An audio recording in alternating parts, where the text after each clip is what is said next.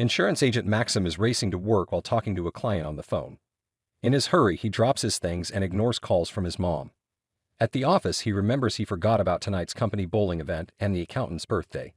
His girlfriend, Sasha, shows up to remind him it's also their anniversary. Trying to cover his mistake, Maxim claims he planned a bowling night with his coworkers. Sasha sees through this, so he explains he's been overloaded with work. Despite this, she insists they go to their special spot for a picnic, showing him the picnic basket she already prepared. Realizing he forgot, Maxim apologizes and promises to take the week off for her.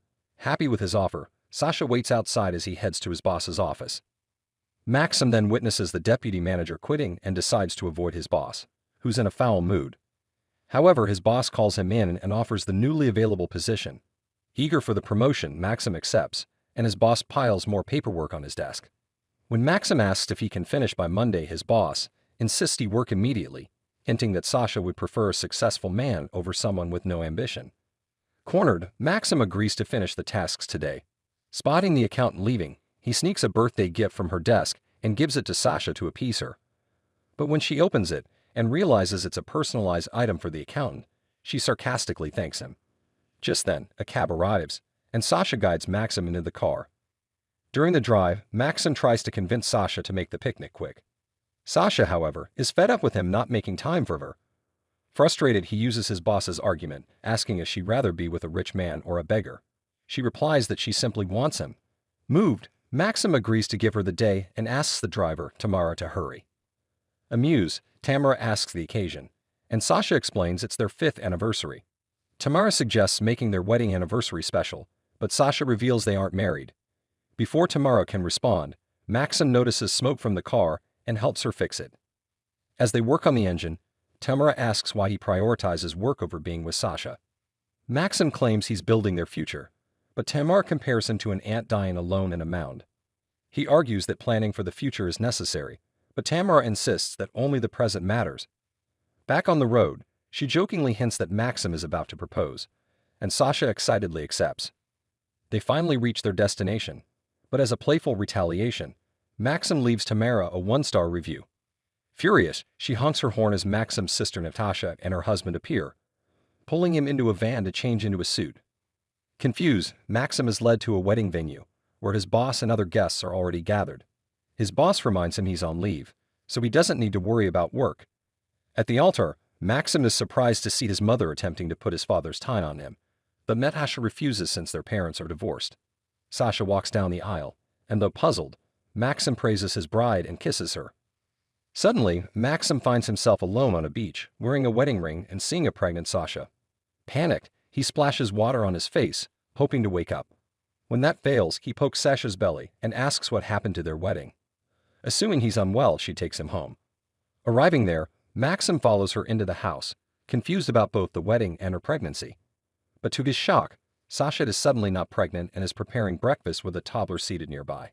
Startled, Maxim asks about the child, but Sasha tells him not to cause drama on their anniversary.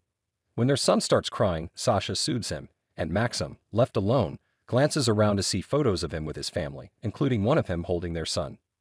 Maxim, feeling disoriented, calls his sister Natasha and asks her to meet him. He gets into a car he doesn't remember owning and drives to the hospital. While on his way, he rejects a call from his mother and fails to notice his car and clothes changing until he steps out. Maxim then heads into Natasha's office and interrupts her with concerns about strange memory lapses, as if he's lost years of his life, including memories of having a child with Sasha. Dismissing his worries, Natasha sees a young patient who innocently explains that children are born out of love. Natasha comments that Maxim only loves himself. Her patient, trying to be helpful, mentions his mom often says things happen because people hurry too much. Natasha suggests Maxim consult with her new husband, a neurologist, surprising him as he recalls her ex-husband Vitcho was a car mechanic. Natasha explains that she's since remarried. The neurologist reviews Maxim's scans but finds nothing unusual, recommending he spend time relaxing with family. Natasha also urges him to visit their mother. Glancing at a calendar, Maxim realizes that 4 years have passed since he last remembers, prompting him to spiral into frustration. As he turns around, he notices Natasha and her husband have vanished, and the calendar now shows another year has gone by. He can only scream in frustration. Back home, he surprises Sasha, who's baking cupcakes, and tells her he thinks he's skipping parts of his life. Sasha reassures him, saying it's likely because he only ever works, and suggests he's just overworked. Now that her cupcake business is thriving, she believes he can take a break. Reminiscing, she mentions how they haven't had time together in a while, which inspires Maxim to reconnect with her. However, as he starts taking off his shirt, he experiences another time jump. This time he finds himself shirtless in front of Sasha's clients, who are staring at him. Embarrassed, Sasha leads him outside, annoyed at his behavior. She reminds him that he's supposed to be watching their son Stopa, and asks where he is. Maxim, clueless, rushes to the playground in a frantic search. After rejecting another call from his mother, he spots a boy staring at him and assumes it's his son, only for a different child to run over, revealing the real Stopa. He releases the other boy, picks up Stopa, and heads home. While carrying him on his shoulders, Stopa's playful antics initially annoy Maxim, but hearing his son call him dad suddenly lifts his spirits. They bond briefly before another time jump happens, leaving Maxim back in the yard, frustrated. Sasha finds him and tells him not to feel pressure to attend Stopa's concert if he doesn't want to. Maxim reassures her he'll be there, but just then his boss calls about an urgent contract.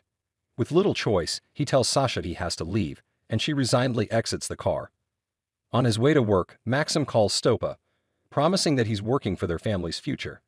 When his boss calls, he switches to that call briefly, only to find Stopa has hung up by the time he returns. Another time skip occurs, placing him in an even more luxurious car with an auto-drive feature. He instructs it to take him home, where he arrives at a far more extravagant house, but finds it empty, with no sign of Sasha or Stopa. Maxim tries calling Sasha and Stopa, but gets no answer, so he contacts Natasha, asking her to visit him exactly 1 year later to the minute and promising her a new TV in return. Suddenly, time skips forward, and Natasha arrives with a new partner. Maxim, anxious, asks about Sasha, but before she can answer, a casually dressed woman comes downstairs, fixes breakfast, and sits in the living room. Shocked, Maxim asks Natasha who this woman is, and she explains that she's his new girlfriend. Taken aback, Maxim realizes he must have divorced Sasha. Determined to fix things, he hastily packs a bag and heads out to find his family. He hails a cab, which turns out to be driven by Tamara. On the way, he accuses her of cursing him because of his 1-star review. She laughs, claiming she actually gave him a wedding present, while he blames her for the collapse of his family. Tamara reminds him that he created his own problems and insists he must solve them himself. She urges him to stop rushing and live in the moment. Frustrated, he threatens her, but she calmly points out they've arrived at Sasha's home. Maxim sees his son Stopa coming home from playing with friends, watching as Sasha and Stopa happily go inside. Wondering aloud if Sasha still loves him, he turns to Tamara, only to find himself in a different car with a personal driver who answers that Maxim must still love her, as he has his driver stop by her house daily. Maxim decides to take a chance, exits the car, and heads up to the house.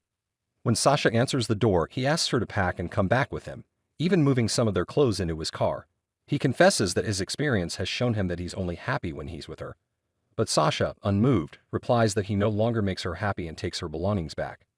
In a last-ditch effort, Maxim vows he'll change, even calling his boss to quit, only for Sasha to remind him that his boss died years ago, which is how he ended up with his current position. As she steps back into the house, a grown Stopa sees them and smiles, thinking his parents will reconcile. Sasha, however, rebuffs Maxim, saying she's used to his empty promises. Desperate, Maxim asks if she still loves him, but she says nothing and walks back inside. Realizing time is slipping away, he tells his driver to book him guitar lessons, and 1 year from now, to return to this spot with a bouquet, musicians, a suit, and a guitar. Time jumps forward, and Maxim finds himself back, but he's terrible at the guitar. His driver explains he never made time for lessons, so Maxim swaps the guitar for maracas. He starts performing in front of Sasha's house with the band, only for another man to appear and declare that Sasha doesn't want to see him. Realizing this is Sasha's new partner, Maxim shoves him, and the man punches him in return. When Maxim regains consciousness, he finds Sasha and her boyfriend tending to him, but Sasha demands he leave her alone. Her boyfriend warns Maxim that he plans to marry Sasha, which sends Maxim into a rage. Another time skip occurs mid-fight, but Maxim is determined to confront his rival, grabbing a circular saw in his fury, only to discover that a different family now lives in Sasha's house. Lost and defeated, Maxim returns home. There he finds Natasha, drinking heavily in the kitchen. The two siblings reflect on their mistakes. Natasha regrets leaving her first husband, Vitya, who truly loved her. She left him only because he was a mechanic while she was a doctor, and now she's left with no home, no family, and no happiness in her personal life. In the end, Natasha expresses relief that their mother never saw her in this state. Surprised, Maxim asks about her, and Natasha reminds him their mother passed away last year. Overwhelmed, Maxim realizes he'll never have the chance to speak to her again, having ignored her calls for years. Natasha reassures him, noting their mother would have appreciated the grand funeral he arranged. Saddened, Maxim still clings to his wealth as a minor consolation, and the siblings agree to drink together every year, dubbing it their annual sad day. As time continues to skip, they share these drunken reunions until one day, Maxim finds himself alone, realizing Natasha has also passed away. Now completely isolated, he goes to the beach, spending several time skips there, waking up only in his senior years. One day he receives a call from Stopa, who tells him they need to close a contract in 30 minutes. Instead of heading to the office, Maxim goes to the nursing home where Sasha now lives. However, he's not on her approved list of visitors, so he's denied entry. Determined, Maxim swaps his watch for a patient's clothes and disguises himself to gain access. Finally, he reunites with Sasha, apologizing for not appreciating her and confessing that she's the most important part of his life. With only seconds left, he asks her to hold him, and this time, the clock hits 10 with no time skip. Relieved, Maxim realizes he's broken the curse. He takes Sasha out of the nursing home, planning to make up for lost time. Spotting Tamara's taxi, he discards his phone, ignoring the call, and gets in the car with Sasha. To his surprise, Tamara hasn't aged a day. As Tamara adjusts the rearview mirror, Maxim suddenly finds himself transported back to the day Sasha first asked him to go on a picnic. Without hesitation, he proposes to her, and she happily says yes. Overjoyed, he kisses her and even kisses Tamara's hand in gratitude before asking her to drive them to their favorite spot. Along the way, he makes a call to Natasha, inviting her to join them for a celebration. When Sasha asks what's going on, Maxim simply replies that he doesn't want to waste time anymore. Hearing this, Tamara reminds him with a smile to update his rating to 5 stars. Subscribe for more stories like this, turn on notifications, and leave a like to support the channel. Thank you for watching.